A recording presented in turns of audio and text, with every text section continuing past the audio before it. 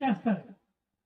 ఈయన యొక్క ఇబ్బంది ఏంటి, ఇతని పరిస్థితి ఏంటనే విషయం ఒకే ఒక ప్రశ్నతో టెస్ట్ చేసిన గొప్ప నిపుణత కలిగిన వ్యక్తి. ఆ విషయం నాకు ఎలా తెలిసిందంటే, ఒక 10 ఏళ్ల క్రితం నేను ఎలక్షన్ కోసం ఏలూరు వెళ్ళాను.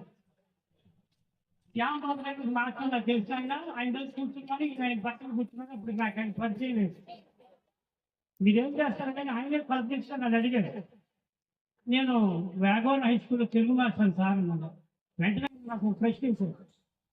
అది ఎందుకంటే నన్ను దాన్ని చెక్ చేసే ప్రశ్న. ఆ విషయం నాకు తర్వాత తెలిసింది. దేశ భాషలందు తెలుగు లెస్స అంటారు కదా, ఈ పద్యం ఇది ఎక్కడిది పద్యం అని అడిగాడు.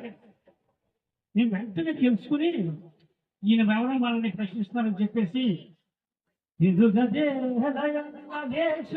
తెలుగు దేశంబు తెలుగు ఏడు తెలుగు తెలుగు ఎల్లరు కులగులువాయుగదే భాష ఎల్లరు కులగులువాయుగదే భాషాడి దేశ భాషలు తెలుగు దేశ భాషలు తెలుగు లెస్స అని చెప్పారు. ఆముక్తమాల్యంలో శ్రీకృష్ణదేవరాయలు రచించినటువంటి ఆఖరి పాదం సాగింది. అందరూ వాళ్ళు ఉండదు పై మధ్యలో అంటే టిక్కు పెట్టించారు.